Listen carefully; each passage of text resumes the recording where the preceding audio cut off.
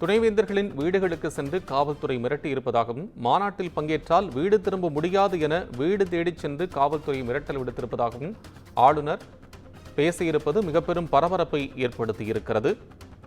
ஏற்கனவே உச்சநீதிமன்றம் கொடுத்திருக்கக்கூடிய தீர்ப்பின் அடிப்படையில் வேந்தராக தமிழகத்தினுடைய முதலமைச்சர் இருக்கக்கூடும் என்று சொல்லப்பட்டிருந்த நிலையில், இந்த மாநாட்டில் எத்தனை துணைவேந்தர்கள் பங்கேற்பார்கள், வேந்தர் என்ற முறையில் ஆளுநர் இந்த மாநாட்டை கூட்ட முடியுமா, அதுக்கான சட்ட விதிமுறைகள் இடம் இருக்கிறதா உள்ளிட்ட பல்வேறு கேள்விகள் எழுந்து வந்த சூழ்நிலையில் துணைவேந்தர்களுக்கு போலீசார் மிரட்டல் விடுத்திருப்பதாக ஆளுநர் RN ரவி தமது உரையில் பேசியிருக்கக்கூடியது மிக பெரும் ஒரு பரபரப்பை ஏற்படுத்தியிருக்கிறது. அது மட்டுமல்ல, தமிழ்நாட்டினுடைய கல்வித்தரம் மிக குறைந்திருக்கிறது என்றும் குறிப்பிட்டிருக்கிறார்.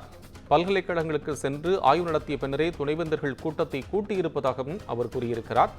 இதற்கு முன் இல்லாத அளவுக்கு இந்த மாநாட்டில் துணைவேந்தர்கள் கலந்து கொள்ளவில்லை என்றும் அவர்கள் மிரட்டப்பட்டிருக்கிறார்கள் என்றும் கூறியிருக்கிறார். நேரடியாக தாம் சென்று பல்கலைக்கழகங்களில் ஆய்வு மேற்கொண்டதாகவும், அந்த ஆய்வின் அடிப்படையிலேயே இந்த கூட்டத்தை மாநாட்டை கூட்டியிருப்பதாகவும் கூறியிருக்கிறார். துணைவேந்தர்களின் வீடுகளுக்கு சென்று காவல்துறை மிரட்டியிருப்பதாகவும் அவர் கூறியிருப்பது மிக பெரும் பரபரப்பை ஏற்படுத்தியிருக்கிறது.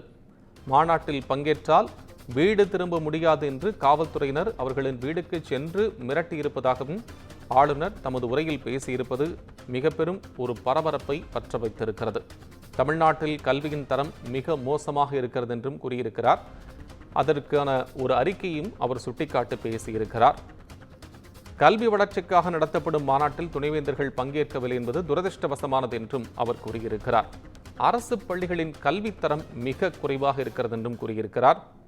தமிழ்நாட்டில் அரசு பள்ளி மாணவர்களின் கல்வித்தரம் குறைவாக இருப்பதாக ஆளுநர் RN ரவி விமர்சனம் செய்து பேசியிருப்பது பரபரப்பை ஏற்படுத்தியிருக்கிறது.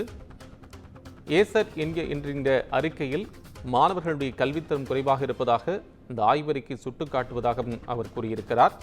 நேரில் நிறைய பல்கலைக்கழகங்களை ஆய்வு செய்த பிறகே இந்த கூட்டத்தை நடத்துவதாகவும் RN ரவி ஆளுநர் அவர்கள் குறிப்பிட்டிருக்கிறார். நீலகிரியில் உதகையில் நடைபெறும் துணைவேந்தர்கள் மாநாட்டில் ஆளுநர் RN ரவி பேசியிருப்பது மிக பெரும் பரபரப்பை ஏற்படுத்தியிருக்கிறது.